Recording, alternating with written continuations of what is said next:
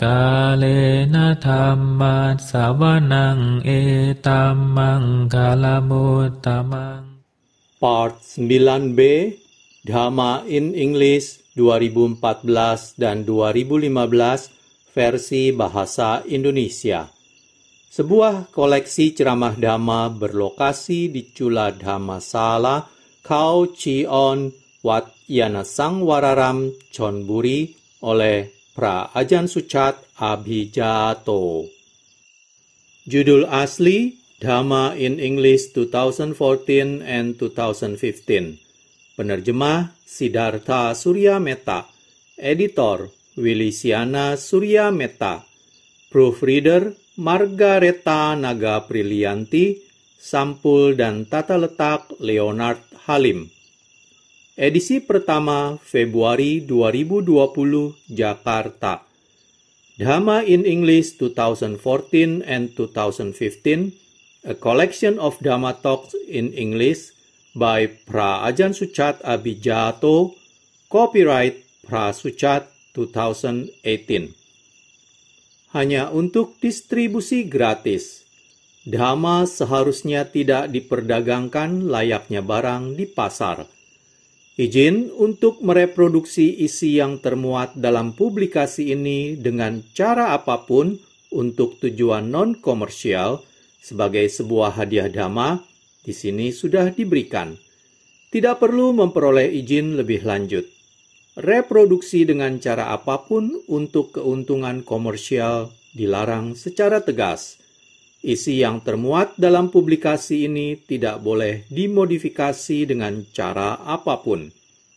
Buku ini tersedia untuk diunduh secara gratis di www.prasuchat.com, www.kamathana.com, www.archive.org/details/dhamma1415 Indonesia. Pada part 9B ini kita akan melanjutkan bab 9 biku-biku dari Wat Pah Nanachat 9 Juni 2015 hingga selesai. Baiklah, kita mulai. Biku, Tan Ajahn menyebutkan bagaimana kami telah menyelesaikan bagian kami terkait dana pada level materi. Kami telah melepaskan dunia materi. Tetapi sesuatu seperti tugas-tugas atau keharmonisan komunal jugalah penting. Tan Ajahn juga berbicara tentang pentingnya menjadi bahagia. Seperti kebahagiaan merupakan bagian dari kondisi untuk samadhi. Banyak orang menemukan bahwa mereka tidak menemukan jenis kebahagiaan itu dalam Brahmacharya. Adakah peranan untuk melakukan kedermawanan sebagai sebuah pelayanan di dalam komunitas? Mungkin untuk menciptakan perasaan bahagia. Sebagai contoh, Tan Ajahn Panya suka memperbaiki jam tangan teman-temannya, yang mana merupakan semacam kedermawanan. Bagaimanakah kedermawanan ini berhubungan dengan pengembangan samadhi? Tan Ajahn, itu adalah sebuah cara alternatif. Tetapi itu bukanlah cara yang benar. Karena cara yang benar adalah samadhi yang kamu akhirnya harus capai. Hal-hal lain adalah sekedar sebuah sarana untuk membawa pikiranmu menuju sasaran itu pada akhirnya. Ketika kamu melakukan hal-hal untuk orang lain, kamu sedikit banyak menghentikan kotoran batinmu agar tidak melakukan hal-hal untuk dirimu sendiri. Dan kekotoran batin inilah yang merupakan salah satu dari masalah-masalah yang kita sebut rintangan yang mencegahmu agar tidak memiliki samadhi. Kamu harus sangat berhati-hati, karena terkadang kamu mungkin berlebihan melakukannya, dan kamu menjadi melekat terhadap jalan itu, dan lupa bahwa itu adalah sekedar sebuah jalan. Itu bukanlah tujuannya. Masalahnya adalah, terkadang kita menganggap jalan sebagai tujuan, sehingga kita tidak sampai kemana-mana. Jalan di sini adalah untuk menghentikan pikiranmu agar tidak melakukan segala hal untuk dirimu. Jadi, dibanding menonton TV atau melakukan sesuatu yang merugikan, yang tidak berguna, kamu pergi melakukan pekerjaan tertentu untuk orang lain. Namun, untuk para biku, saya tidak akan menganjurkan ini. Saya pikir para biku seharusnya semata-mata berkonsentrasi pada pengembangan perhatian. Karena Buddha mengatakan, dalam rangka untuk mencapai hasil-hasil dari praktekmu, kamu memerlukan pengembangan perhatian yang terus-menerus. Kamu harus hidup sendirian di sebuah tempat yang terasing. Jangan bersosialisasi dan jangan bergaul dengan orang lain. Kamu harus tahu bagaimana cara untuk sekedarnya dalam hal makan.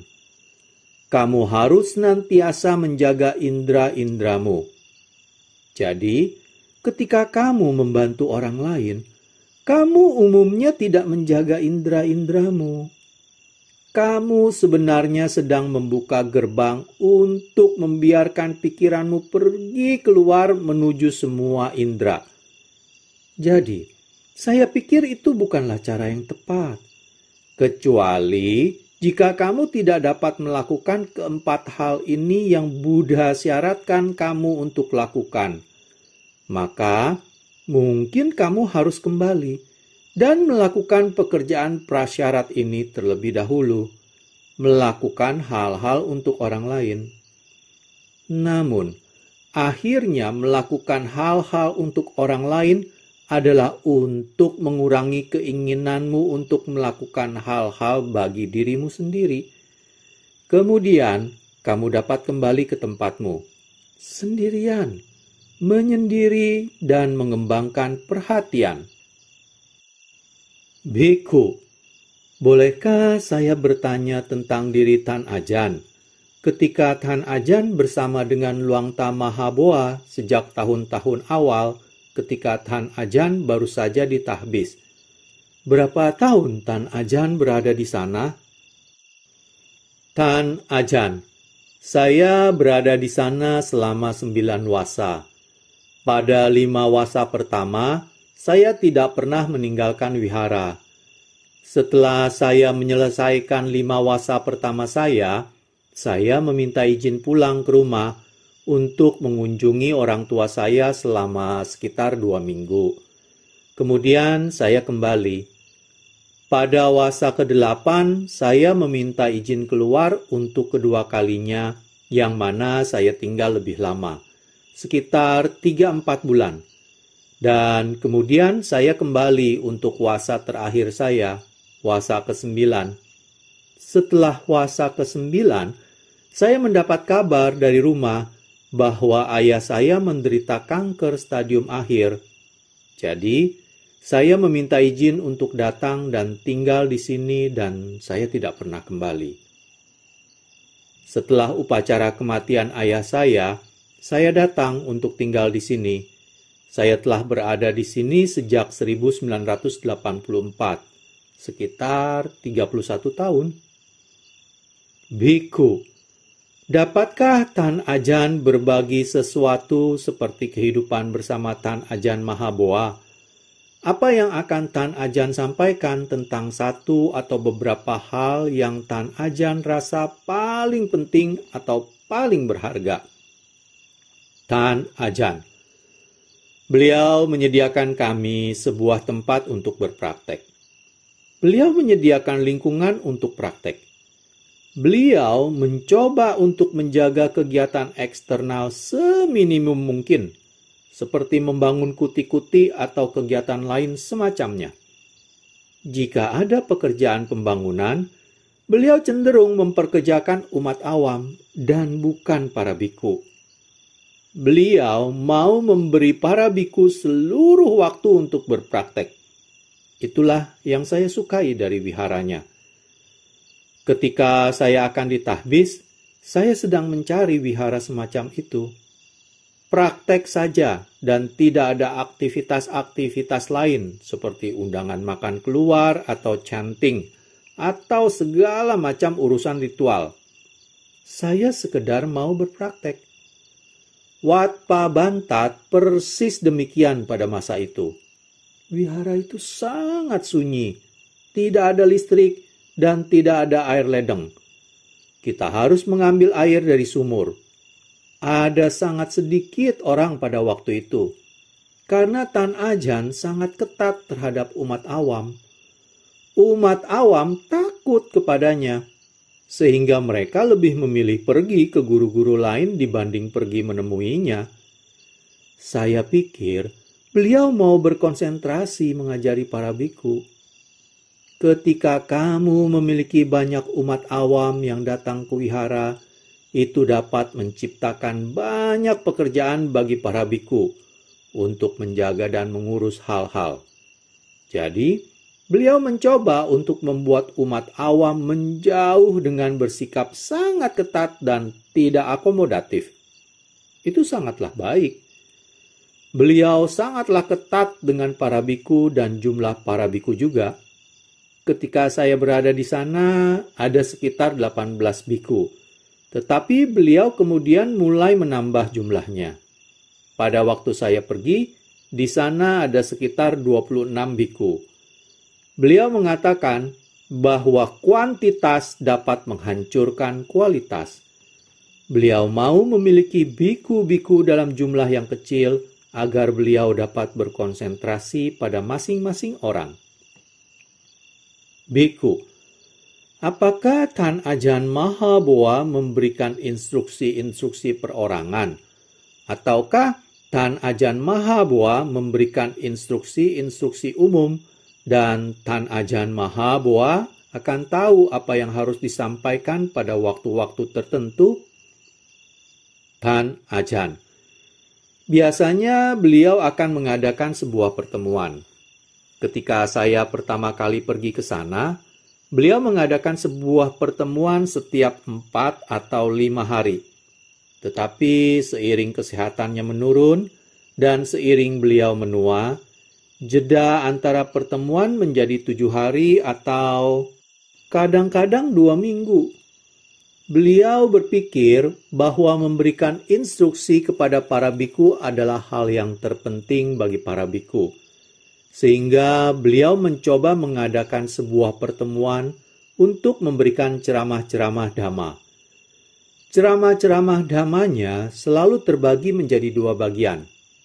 Bagian pertama akan mengenai prinsip-prinsip umum seperti praktek-praktek dutangga, sila, dan seterusnya. Ketika beliau menyelesaikan itu, beliau akan beristirahat, minum air, mengunyah buah pinangnya, dan kemudian beliau akan mulai berbicara tentang praktek pribadinya. Sangat jarang ada biku yang berani bertanya kepada beliau, karena beliau seperti telah melingkupi semua aspek, sehingga kamu benar-benar tidak harus bertanya. Yang kamu harus lakukan hanyalah cukup melakukan apa yang beliau suruh kamu untuk lakukan. Jika kamu menghendaki instruksi-instruksi personal, maka kamu perlu pergi dan bekerja untuknya, merawat mangkuknya, membersihkan kuti beliau, hal-hal semacam itu. Maka kamu akan mendapatkan perlakuan yang lebih personal, karena beliau akan mengawasi setiap langkah dari perbuatan-perbuatanmu. Jika kamu melakukan sesuatu yang tidak benar, itu artinya bahwa kamu tidak berperhatian dan beliau akan segera mengoreksimu. Beliau sangatlah baik kepada biku-biku barat, dan beliau cenderung mengambil biku-biku barat untuk pergi dan bekerja untuknya, karena beliau berpikir mungkin kami, para biku Thai, dapat memahami ajaran-ajarannya, tetapi para biku barat mungkin memerlukan ajaran langsung dari guru. Biku, berkaitan dengan memperoleh samadhi, apakah itu lebih kepada mencoba metode yang berbeda-beda atau itu sekedar perkara terus melakukan satu praktek atau praktek apapun yang seseorang sedang lakukan? Tan Ajahn. Saya pikir masalah utama yang telah menciptakan semua rintanganmu adalah kurangnya perhatianmu. Jika kamu memiliki perhatian, maka semua masalah ini akan lenyap. Kamu juga memerlukan sokongan dari praktek-praktek lainnya, seperti sokongan dari sekedarnya dalam hal makan atau berpuasa. Terkadang, ketika kamu makan terlalu banyak, kamu menjadi mengantuk, ingin tidur, dan kamu enggan melakukan meditasi jalan atau meditasi duduk. Maka, kamu mungkin harus berpuasa. Ketika kamu berpuasa, pikiranmu menjadi siaga karena pikiranmu lapar. Puasa memaksamu mempertahankan perhatian untuk menghentikan pikiranmu agar tidak berpikir tentang makanan.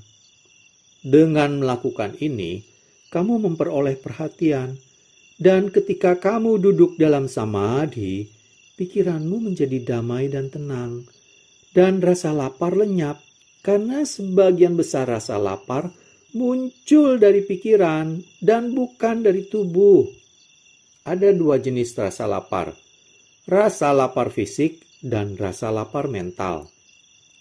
Rasa lapar mental adalah biang keladi utama, masalah utama. 90% dari rasa lapar datang dari pikiranmu. Begitu kamu berhenti berpikir tentang makanan dan pikiranmu memiliki samadhi, pikiranmu akan menjadi kenyang dan kamu merasa bahwa rasa lapar dari tubuh sangatlah minim. Dan rasa lapar dari tubuh itu tidak berpengaruh terhadap pikiranmu. Jadi, berpuasa itu baik jika kamu memiliki temperamen ini, dan jika berpuasa cocok dengan karaktermu. Berpuasa adalah metode yang baik. Berpuasa adalah jalur cepat untuk membuat praktekmu maju, untuk menyingkirkan rintangan-rintanganmu.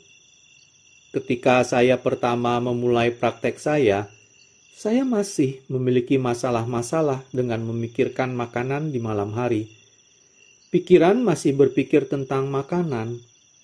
Tetapi begitu saya mulai berpuasa, segala pemikiran di malam hari tentang makanan lenyap.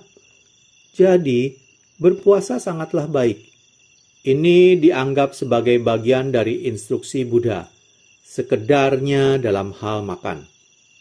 Jika kamu makan terlalu banyak, kamu akan mengantuk.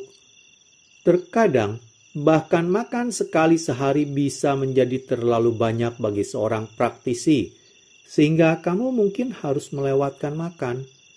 Mungkin berpuasa selama 3 hari, 5 hari, kemudian kamu akan menemukan bahwa kamu senantiasa siaga dan kamu terpaksa mempertahankan perhatian untuk berhenti berpikir tentang makanan. Jika kamu tidak dapat berhenti berpikir tentang makanan, maka akhirnya kamu tidak akan mampu mempertahankan puasamu atau mempertahankan praktikmu. Kamu juga harus menyendiri dan memiliki seminim mungkin aktivitas dengan orang lain. Inilah alasan mengapa berpuasa itu membantu. Karena berpuasa membuatmu sendirian. Kamu tidak harus datang untuk melakukan pekerjaan komunal sama sekali. Kamu dapat menyendiri di dalam kutimu, atau kamu mungkin mencari sebuah tempat di dalam hutan untuk duduk dan berjalan. Jadi, kamu tidak perlu pergi tangga keluar wihara. Kamu dapat melakukan tudong kamu di dalam wihara, yang jauh lebih mudah, karena kamu tidak harus khawatir tentang tempat untuk menemukan makanan. Kamu juga akan berada dekat dengan gurumu yang akan senantiasa mengingatkanmu tentang apa yang kamu seharusnya sedang lakukan. Jika kamu pergi melakukan dutangga sendiri, terkadang pikiranmu dapat menjadi liar. Bukannya berpraktek, terkadang kamu mungkin berpikir, kemana saya sebaiknya pergi berikutnya? Apa yang seharusnya saya lakukan berikutnya? Jadi, saya tidak pernah pergi dutangga. Saya tinggal di dalam wihara dan melakukan dutangga saya dengan berpuasa. Biku, pada masa sekarang setelah 30-40 tahun, ketika Thailand telah berbeda dengan era tahun 70-an, apa yang akan Tan Ajahn sampaikan mengenai hambatan dan bahaya terbesar bagi para biku muda? Apa nasihat Tan Ajahn? Tan Ajahn, sama, dunianya sama. Bahayanya adalah tidak berpraktek. Bahayanya adalah untuk berpikir tentang segala hal yang lain dibanding berpraktek. Ketika kamu tidak menjadi berperhatian, kamu sudah tidak berpraktek, dan kamu mulai menciptakan rintangan-rintangan untuk pikiranmu tanpa kamu ketahui.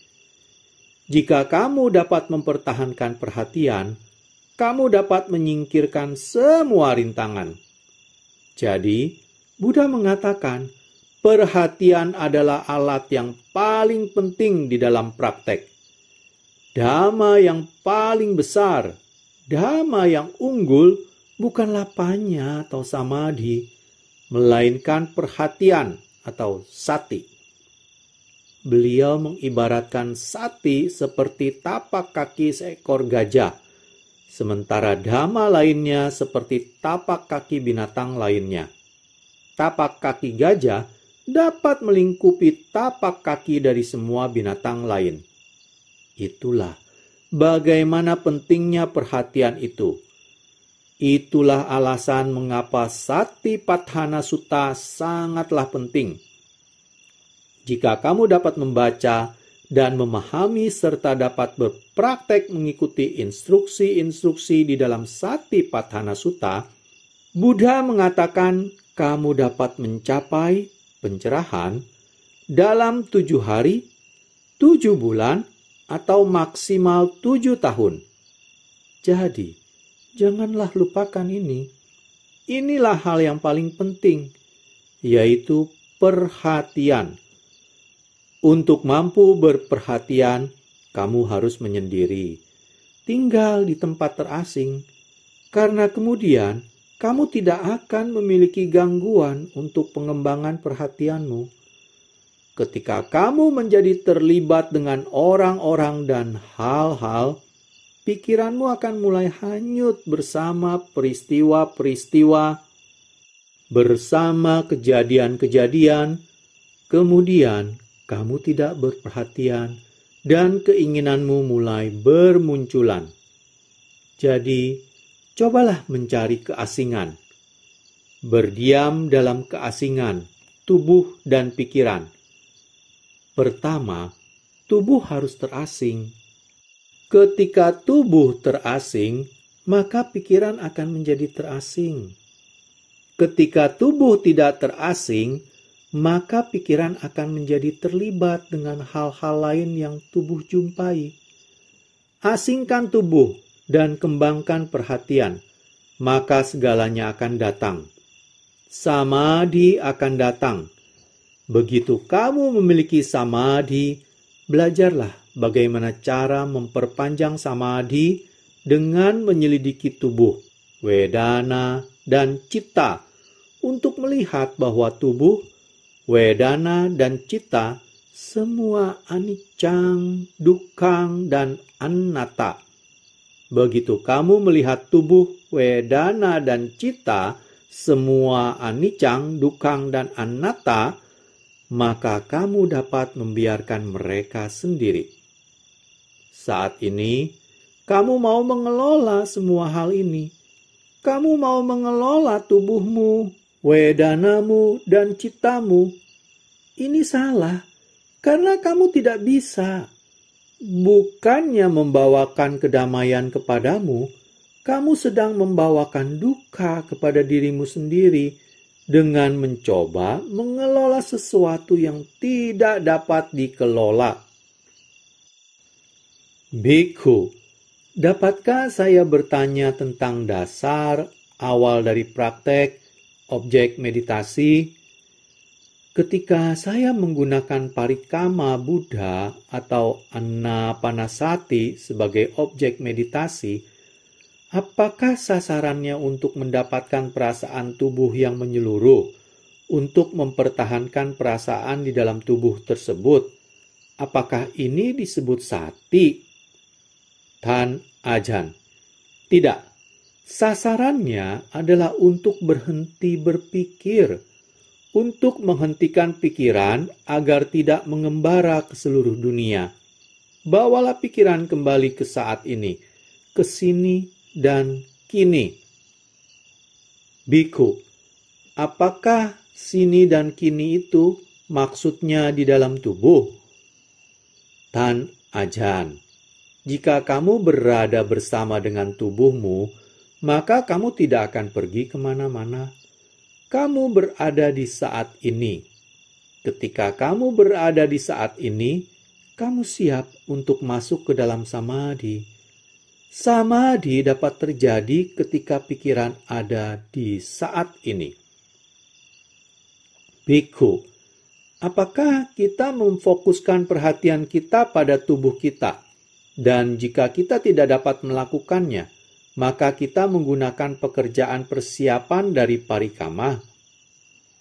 Tan Ajan, sasarannya adalah untuk menghentikan pikiranmu agar tidak berpikir.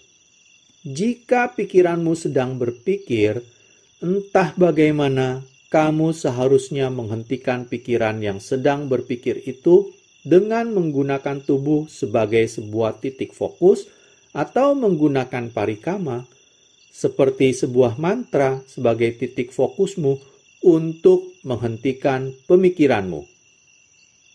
Ketika pikiran berhenti berpikir, pikiran akan berkumpul dan menjadi satu. Pikiran menjadi tunggal. Saktawaro artinya benar-benar mengetahui. Pikiran berpisah dari tubuh. Pikiran menjadi dengan dirinya sendiri. Bhikkhu, apakah Jitramrai berarti memiliki kedamaian saja? Itukah samadhi? Dan ketika saya mencapai keadaan ini, dapatkah saya kemudian mulai merenungkan asubha dan sebagainya? Tan Ajan, ya. Ketika kamu mencapai keadaan ini, maka kamu memiliki kendali penuh atas pikiranmu. Kamu dapat menghentikan pikiranmu agar tidak membangkitkan segala jenis kekotoran batin. Jika kamu belum dapat melakukan ini, ketika kamu keluar dari samadhi, kamu tidak dapat menghentikan kekotoran batinmu. Ketika kekotoran batin itu mulai mewujud. Ketika kamu memiliki ramyai ini, maka kamu memiliki kekuatan untuk menghentikan kekotoran batinmu ketika kekotoran batin itu muncul. Bhikkhu, apakah ini ketika ada pemisahan tubuh dan pikiran? Tan Ajan, iya. Ramyai adalah ketika tubuh lenyap dari kesadaran pikiran.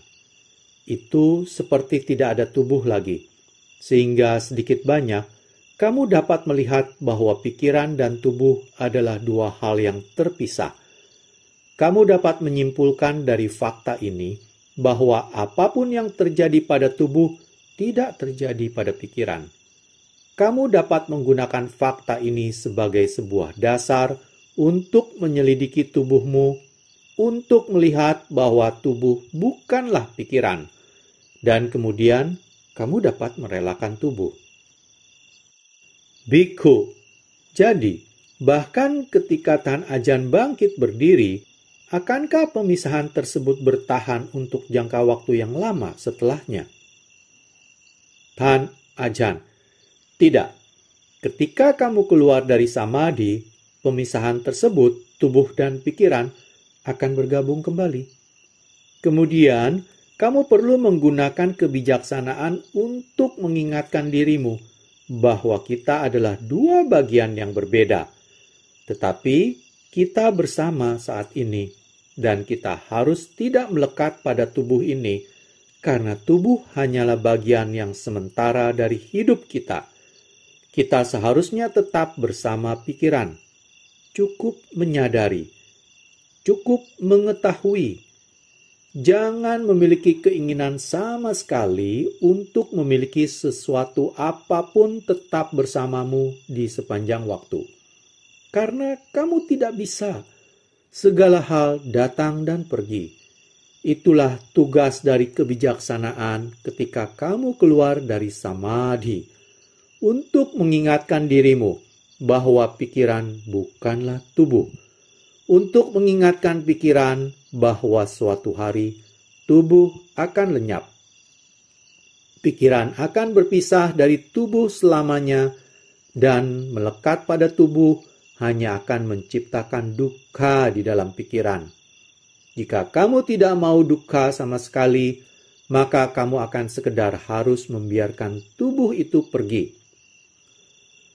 Kamu harus pergi menemukan sesuatu yang menakutkan, yang menyebabkan kamu memiliki ketakutan akan kematian. Kemudian, kamu harus merelakan tubuhmu dan ketakutan akan kematian itu akan lenyap. Itulah alasan mengapa kamu harus pergi ke dalam hutan untuk sendirian, untuk menemukan tempat tertentu yang menakutkan, tempat tertentu yang mungkin menghadirkanmu sebuah situasi antara hidup dan mati.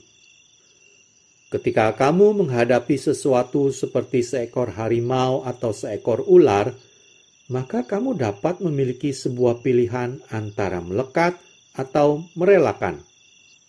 Jika kamu melekat, maka kamu akan memiliki duka. Jika kamu merelakan, maka kamu akan memiliki kedamaian karena duka akan lenyap. Begitu kamu telah merelakan, maka kamu tahu bahwa lebih baik untuk merelakan dibanding melekat. Ketika kamu melekat, kamu memiliki duka. Ketika kamu merelakan, kamu memiliki kedamaian pikiran. Akan tetapi, kamu akan perlu waktu untuk memiliki samadhi terlebih dahulu. Ketika kamu tidak memiliki samadhi, saat kamu dihadapkan dengan situasi antara hidup dan mati, kamu tidak mampu untuk menghentikan kemelekatanmu. Kemelekatanmu akan lebih kuat dibandingkan kerelaanmu. Meskipun logikamu menyuruhmu untuk merelakan, pikiran tidak akan mendengarkan logika tersebut karena pikiran masih dikemudikan oleh kebodohan batin. Pikiran masih berpikir bahwa pikiran akan mati bersama tubuh. Jadi, kamu perlu memiliki samadhi terlebih dahulu agar kamu dapat melawan kemelekatan ini, menyingkirkan kemelekatan ini. Ketika kamu berada dalam samadhi, kamu telah menyingkirkan kemelekatan ini untuk sementara waktu. Tetapi ketika kamu keluar dari samadhi, kemelekatan tersebut kembali. Samadhi tidak dapat menghancurkan kemelekatan secara permanen. Kamu memerlukan kebijaksanaan untuk memberitahu pikiran untuk merelakan kemelekatan tersebut, karena dengan melekat, kamu hanya sedang menciptakan duka di dalam pikiranmu. Jika kamu tidak mau duka, kamu harus merelakan. Saya berharap kalian semua akan mencapai sasaran kalian suatu hari. Jika kalian semua berusaha cukup keras, saya pikir suatu hari kamu akan mencapainya. Di mana ada kemauan, di situ ada jalan. Itu layaknya makan. Jika kamu terus makan, suatu hari kamu akan menjadi kenyang, bukan? Jika kamu terus berpraktek, suatu hari kamu akan mencapai sasaranmu. Begitu kamu berhenti berpraktek, kamu tidak akan pernah mencapai sasaranmu. Akhir dari tanya jawab. Di halaman sebelahnya terdapat sebuah foto dari Tan Ajahn Suchat yang sedang memberikan ceramah. Kemudian di halaman sebaliknya terdapat sebuah foto lagi yang berisi foto umat-umat diambil dari bagian belakang umat-umat tersebut. Demikianlah berakhir sudah saya membacakan bab 9, Biku-biku dari Wat Pah Nanachat 9 Juni 2015. Pada video part selanjutnya, saya akan mulai membacakan bab 10, Umat Awam asal Singapura 14 Juni 2015. Terima kasih. Kalena dhammat savanang etamang kalamutamang